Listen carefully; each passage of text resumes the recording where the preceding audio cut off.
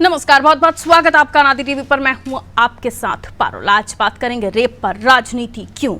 उत्तर प्रदेश में अयोध्या में 12 साल की बच्ची के साथ गैंगरेप के मामले में डीएनए टेस्ट की मांग करने के बाद अब समाजवादी पार्टी के नेता कन्नौज में नाबालिग बच्ची के साथ रेप के मामले में नार्को टेस्ट की मांग कर रहे हैं। अयोध्या गैंग रेप के मुख्य आरोपी सपा का भदरसा नगर अध्यक्ष मोहित खान और उसकी बेकरी में काम करने वाला राजू खान थे। उधर कन्नौज में 15 वर्षीय बच्ची से रेप करने वाला भी समाजवादी पार्टी का नेता नवाब सिंह यादव है। नवाब सिंह यादव के पक्ष में समाजवादी पार्टी की प्रवक्ता जूही सिंह ने मुहिम छेड़ दी है और जूही सिंह ने सवाल उठाया है कि 15 साल की बच्ची रात को नौकरी मांगने क्यों गई थी।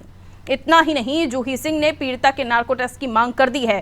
जूही सिंह के बयान से लगता है कि यदि कोई नाबालिग बच्ची किसी सपा नेता के पास रात के समय नौकरी मांगने जाएगी तो उसके साथ दरिंदगी हो सकती है, या दूसरे शब्दों में कह लीजिए तो रात के समय नौकरी की मांग करने जाने वाली बेबस बच्चियों के साथ कुछ भी किया जा सकता है और जो कुछ होगा उसकी जिम्मेदारी वो बच्ची की होगी। यानी रात के समय अकेले में किसी बच्ची को बुलाने वाले नेता का कोई दोष नहीं है। इस बयान के बाद यूपी में सियासी भूचाल आ गया है। भारतीय जनता पार्टी के नेता अमित मालवीय ने दिवंगत मुलायम सिंह यादव के बयान को याद दिलाते हुए कहा कि जूही सिंह लड़के हैं, लड़कों से गलती हो जाती है का फीमेल वर्जन है। उधर पुलिस ने पीड़ित लड़की का मेडिकल टेस्ट कराया है जिसमें बलात्कार की पुष्टि हो गई है।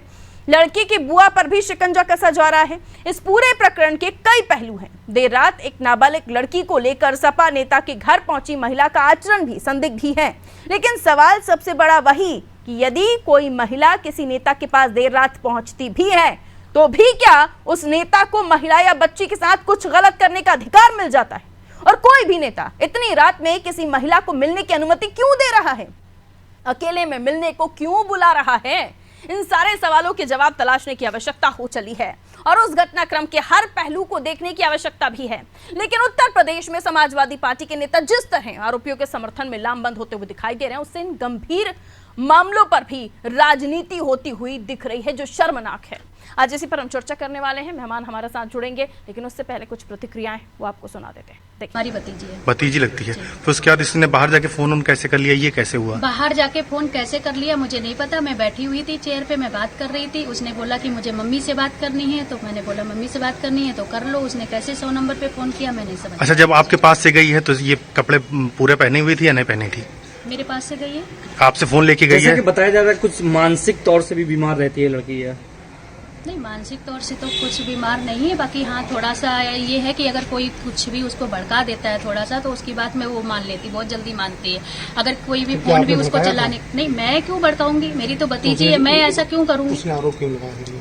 किस चीज का आरोप लगाया? फोन करके जो आरोप लगाया, पुलिस को बोला कि उसने ये बोला कि मेरे साथ में छेड़छाड़ हुई है और मेरा टॉप निकाल दिया था, जबरदस्ती मेरा टॉप निकाल दिया था। मैं बाथरूम में हाथ पैर धोने के लिए गई थी, उसी समय की ये घटना है। बोली मेरा टॉप निकाल दिया है, और तो मैंने बोला कि टॉप निकाल दिया तो कोई बात नहीं, रो मत, अब मम्मी से बात कर लो। तब मैंने उसको फोन दिया था। मुझे नहीं पता कि उसने 100 नंबर पे फोन कैसे किया। आज क्या हुआ जब मेडिकल कराने आए हैं? मेडिकल कराने के लिए ना तो मुझे लड़की से बात करने दे रहे हैं कि लड़की से मैं कुछ बात कर लूं। फिर इसके बाद में मम्मी पापा को भी घर से उठा करके ले आए। मम्मी पापा से भी मुझे नहीं मिलने दे रहे हैं, मम्मी से भी बात नहीं करने दे रहे हैं। बहुत सारे, कुछ एक ही नेता नहीं है इसमें, एक ही लोग शामिल नहीं है, कम से कम 3 लोग हैं, वो भी पंडित हैं। उनके समय आने पे मैं आप लोगों को नाम बता दूंगी। चाहे कन्नौज हो चाहे दूसरे इलाके हों, समाजवादी पार्टी से जुड़े हुए लोग ही इस तरीके के मामलों में सामने क्यों आते हैं? चाहे अयोध्या देख लीजिए, अयोध्या में अखिलेश यादव जी का बयान आया कि उनका टेस्ट होना चाहिए। अरे साहब, ये आपका काम है, आपको तो उस लड़की के साथ खड़े होना चाहिए। आपको अपनी पार्टी पर लगाम लगानी चाहिए, अपने कार्यकर्ताओं पर लगाम लगानी चाहिए। कन्नौज में भी इसी तरीके का मामला आया। कन्नौज में तो वो तो अखिलेश फैमिली के बेहद करीब था, जिसका नाम आया है नवाब यादव का। तो मुझे लगता है कि समाजवादी पार्टी को एक बार मंथन करना चाहिए कि उनका चाल चरित्र और चेहरा किस तरीके का है। आखिर पीड़िता का मेडिकल एग्जामिनेशन आज कंप्लीट कराया गया, साथ ही न्यायालय में उसका बयान कराया गया, जिसमें उसने दुष्कर्म की बात कही है। इसमें विवेचना में अब दुष्कर्म की धाराएं बढ़ाई जाएंगी, और साथ ही जो कल इसके साथ जो बुआ थी उसके बारे में भी जो इसके माता पिता है आरोप लगाए हैं।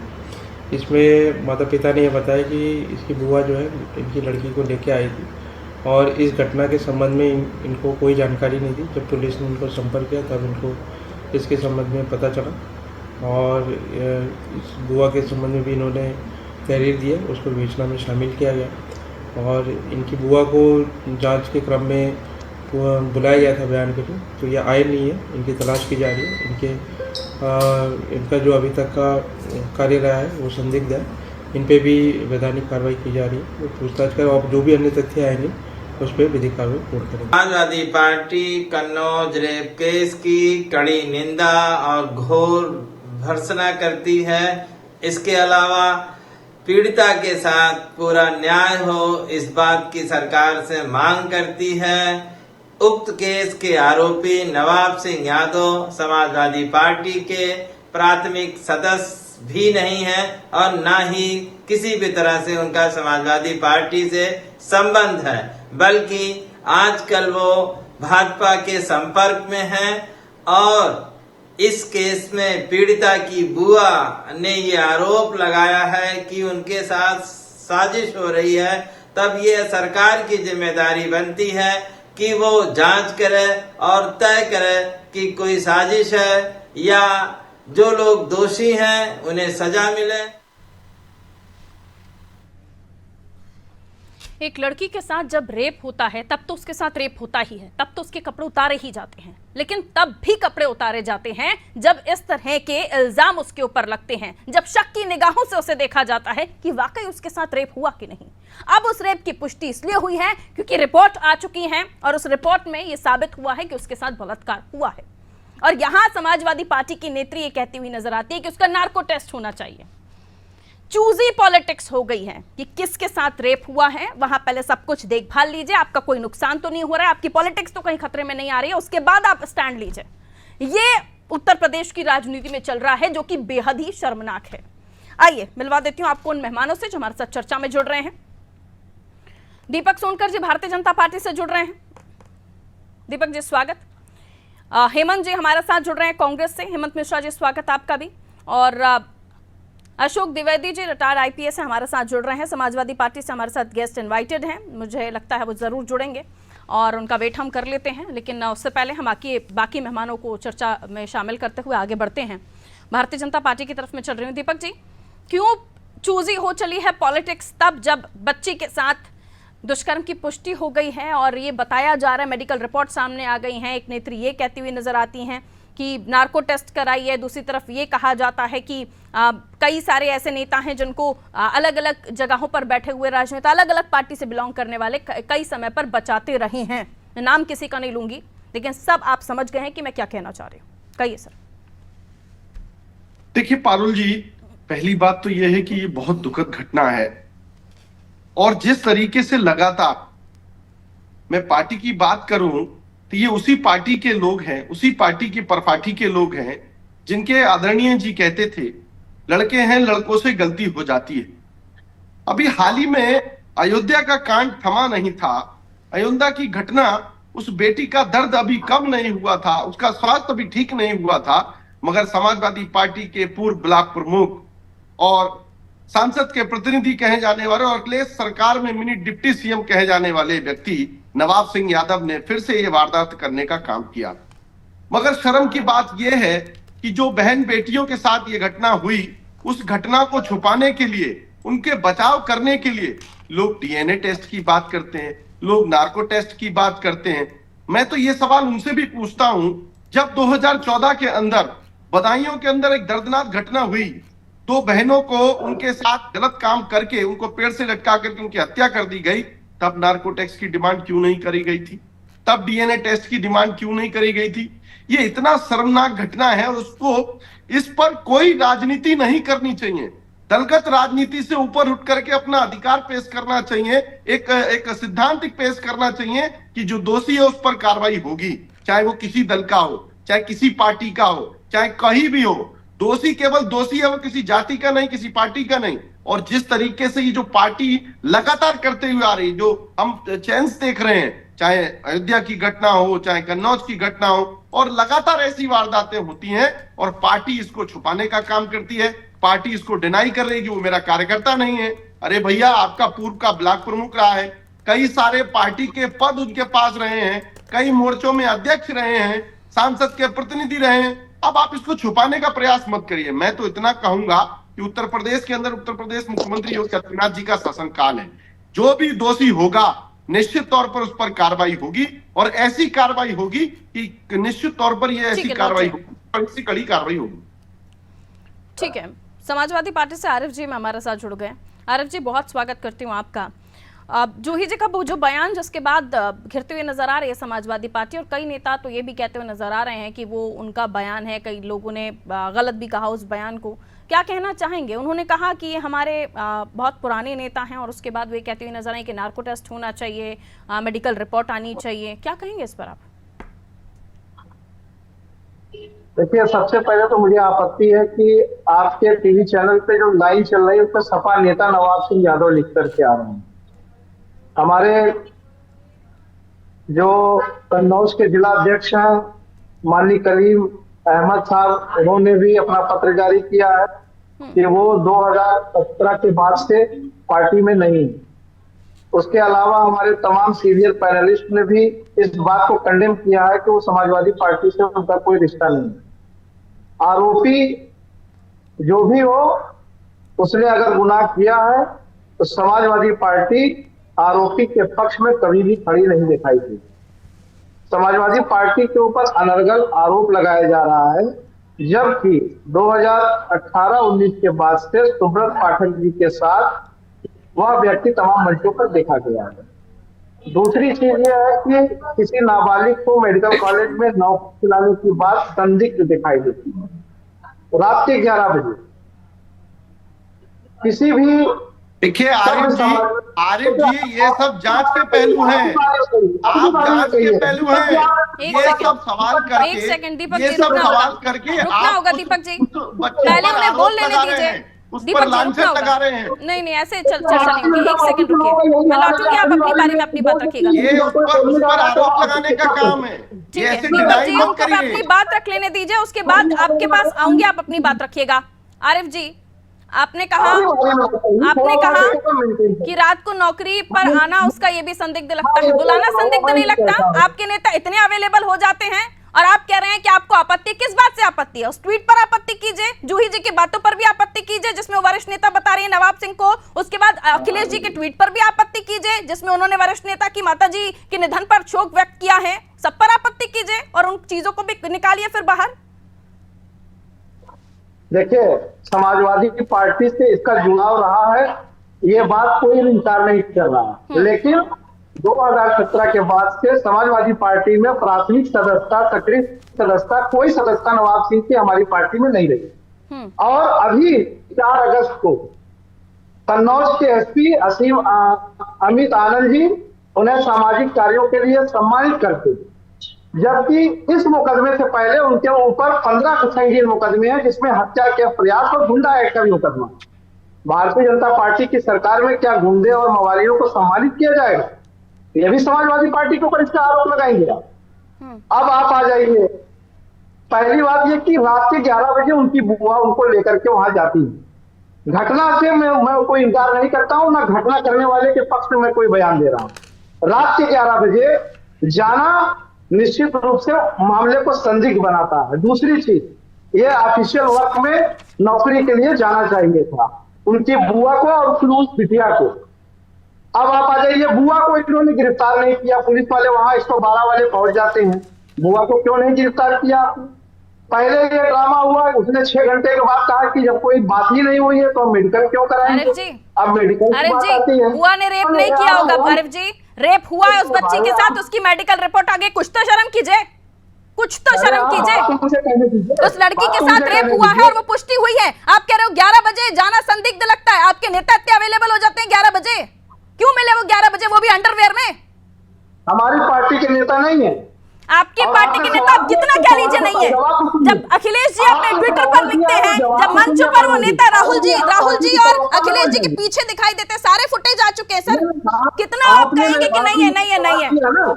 आपने मुझसे सवाल किया है ना, आप अपनी बात कह चुके हैं और मुझे जिस पर आपके सवाल पर बोलना था वो मैं बोल चुकी हूँ। 11 बजे नहीं निकले घर से, नहीं जाए किसी के पास। हम ये लड़कियों को कह दें कि सपा के नेताओं के पास 11 बजे के बाद मत जाइए, कौन जाता है? हफ्सी हो जाते हैं, वो हैवानियत आ जाती है, ये कहना चाहते हैं। आप बताइए 11 बजे रात में कौन नौकरी मांगने जाता है? आप मुझे कहने दीजिए, आपका सवाल आ गया तो मुझे कहने दीजिए। हाँ कहिए, मुझे कहने दीजिए, कहिए मुझे मैं सुन कहने रही हूँ, दीजिए। कहिए। बुआ को गिरफ्तार नहीं किया गया, उल्टी हो गई, मैं उसको मानता हूं या कोई भी उसको मानेगा, उसके विपरीत कोई बयान नहीं गया है समाजवादी पार्टी का। समाजवादी पार्टी को इसमें शामिल जूही करना सिंह कौन है? ये एक साजिश है। जूही सिंह कौन ये है? एक साजिश, जूही कौन है? आपकी नेत्री है ना, आपकी पार्टी की नेत्री है ना? आरिफ जी जो कहेंगे उसका हर चीज का जवाब है मेरे पास, बचिए मत, बचिए मत, स्टैंड लीजिए, थोड़ा अपना जमीर जगाइए, स्टैंड लीजिए इस बारे में। 11 बजे नहीं मिल सकते सपा के नेताओं के साथ, 11 बजे महिला इतनी अनसेफ हो गई है आपके शहर में।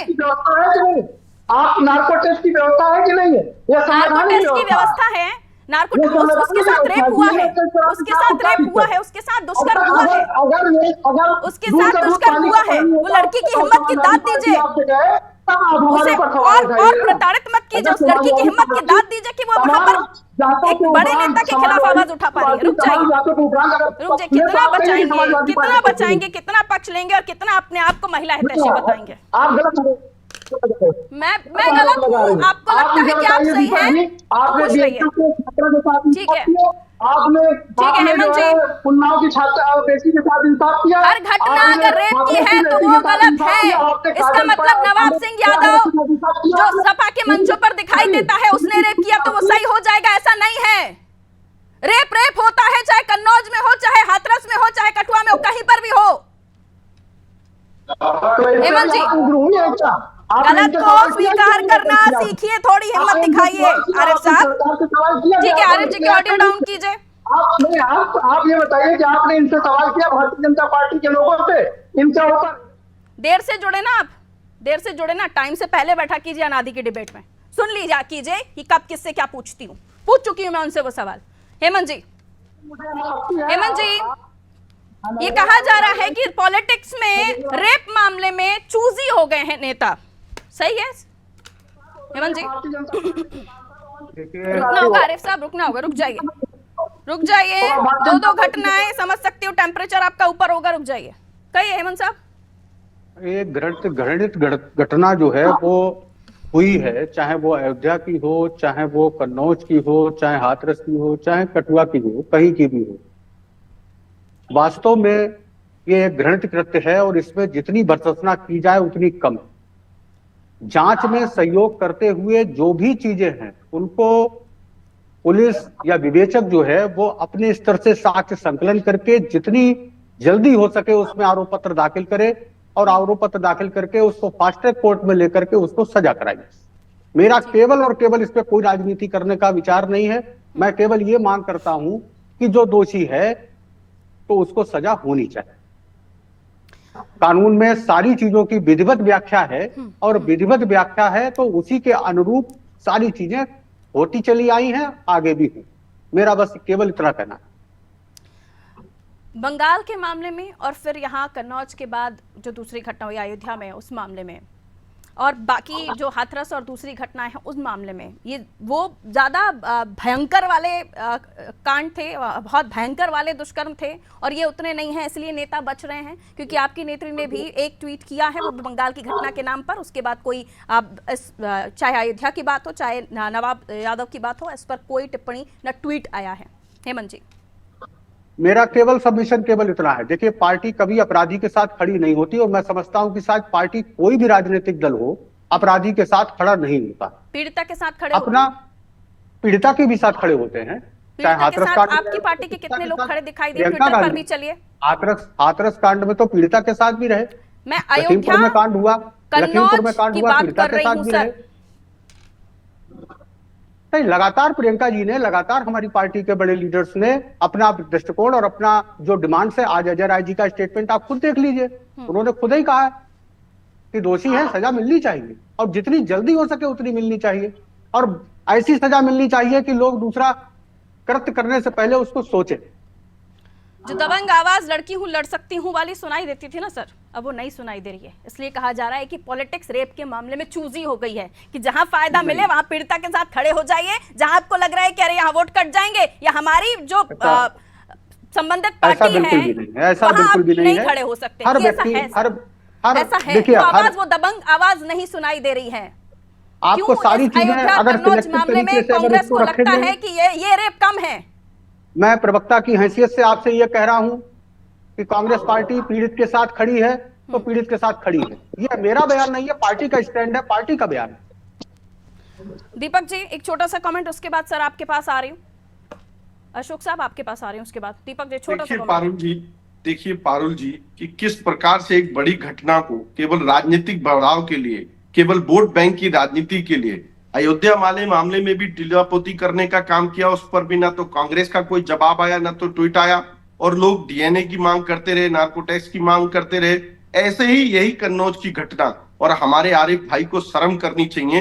बेटी बेटी होती है, बेटी बेटी होती है। उस बेटी की घटना को आप लिपापोती कर रहे हैं, ऑप्शन उठा रहे हैं कि 11 बजे क्यों गई थी, नौकरी के नाम पर क्यों गई थी। अरे भाई 11 बजे जाएगी तो क्या आप रेप कर दोगे? 11 बजे जाएगी तो क्या बलात्कार कर दोगे उसका?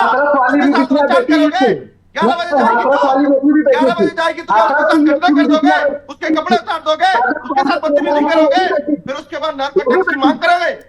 ये बदतमीजी पना को छोड़ करके राजनीतिक दल से ऊपर उठ करके अपने नेताओं को बचाने का काम बंद कर देना चाहिए। बचाने का काम तो बहुत हुआ है सर, बंद कर देना नेताओं का चाहिए। कद देखकर भी बचाने का काम हुआ है। बाकी सब 2014 में जब 2014 में बदायूं में घटना हुई थी तब क्यों नहीं नार्को टैक्स की मांग की गई थी? तब क्यों नहीं डीएनए की मांग की गई थी?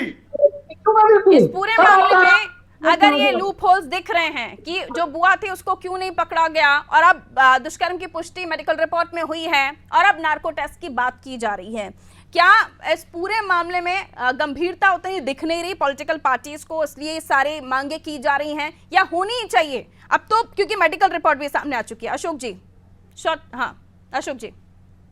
ये अत्यंत दुखद घटनाएं जो कन्नौज और अयोध्या में हुई हैं और जो तथ्य मीडिया के माध्यम से सामने आए वो बड़े अस्पष्ट है, बहुत ही अस्पष्ट है। आपने जो अभी कहा मैं ध्यान से सुन रहा हूं कि देखने में आया कि राजनीतिक पार्टियां जहां पर उनका राजनीतिक स्वार्थ सिद्ध होता वहां पीड़िता के साथ खड़े हो जाते हैं, और जहां नहीं सिद्ध होता वहां पर साथ नहीं खड़े होते। मैं बिल्कुल सहमत हूं, ये बड़ा कड़वा सत्य है, लेकिन सत्य है। राजनीतिक पार्टियों के लोग घटनाओं को अपने अपने चश्मे से देखते हैं और उसी तरीके से व्याख्या करते हैं, तथ्यों को उसी हिसाब से रखते हैं। लेकिन मीडिया चूंकि तथ्यों को जनता के सामने रख दे रही है, जस का तस जो हो रहा जैसे हो रहा उसको मीडिया सामने रख दे रही है। नागरिक बहुत समझदार है, देश का नागरिक, प्रदेश का नागरिक बहुत समझदार है, वो सच समझता है, भले ना बोले लेकिन वो समझता है कि किस घटना के संबंध में सच्चाई क्या है। ये भी देखने में आया है, सही बात है कि राजनीतिक अधिकांश, मैं सभी तो नहीं कहूँ, अधिकांश नेताओं में वो साहस, नैतिक साहस अब नहीं है, वो सच को स्वीकार कर लें और अगर कहीं गलती हुई है तो उसको सुधारने का प्रयास करें। नेता भले कहे कि यहाँ पर इस मामले में नार्को टेस्ट होना चाहिए, डीएनए टेस्ट होना चाहिए, दरअसल ये विवेचक का काम है, कहाँ नार्को टेस्ट होना चाहिए, कहाँ डीएनए टेस्ट होना चाहिए। जहां उचित समझेगा डीएनए टेस्ट कराएगा, जहां जरूरी होगा नार्को टेस्ट कराएगा। और ये दुष्कर्म की घटना क्या किसी तरह से संदिग्ध दिखाई देती है आपको? संदिग्ध दिखाई दे नहीं रही, इसके तो साक्ष्य सामने आ गए हैं, साक्ष्य तो सामने आ गए हैं, और टीवी पर कई चैनलों पर दिखा है कन्नौज में जो है, जो नवाब सिंह यादव, उनका आचरण ही अपने आप में इस बात को संकेत कर रहा है कि दुष्कर्म वाली बात है, सच्चाई है उसमें। क्योंकि पीड़िता ने कोर्ट में बयान भी दिया है और वो बयान अपने आप बहुत महत्वपूर्ण साक्ष्य है, और मेरी जो समझ है वो सुप्रीम कोर्ट तक स्टैंड करेगा, बड़ा महत्वपूर्ण साक्ष्य। अगर पीड़िता ने इजाजत दे रहा था आप सभी से बहुत बहुत शुक्रिया, इजाजत लेती हूँ, आप लोग जुड़े, समय दिया। उत्तर प्रदेश की हम बात कर रहे थे, उत्तर प्रदेश के कन्नौज में हुई बच्ची के साथ रेप की घटना, जिसके बाद समाजवादी पार्टी की नेत्री जूही सिंह सामने आती हैं। वो कहती हैं कि हमारे वरिष्ठ अधिकारी, वो ट्वीट भी सामने आ जाता है जिसमें अखिलेश जी लिखते हैं कि वरिष्ठ नेता की माताजी के निधन पर शोक व्यक्त करता हूं, फिर वो मंच के फोटो भी आ जाते हैं। अब पूरी समाजवादी पार्टी इस बात को साबित करने में तुली हुई है कि वो उनका नेता नहीं है, ना हो। लेकिन इस घटना में उस पीड़िता के साथ जो हुआ उस पर मेहरबानी कर शक मत कीजिए, क्योंकि वो जिस स्थिति से, जिस परेशानियों से गुजरी है, अब दोबारा उसे आपकी बातों से, आपकी नजरों से मत सामना कराइए। कम से कम इतना तो आप लोग कर ही सकते हैं ऐसी स्थिति में किसी भी पीड़िता के साथ, फिर चाहे वो किसी भी राजनीतिक दल से जुड़ा हुआ मामला क्यों ना हो। ऐसे मामलों में राजनीति नहीं, इंसानियत देखिए। दीजिए इजाजत, नमस्कार।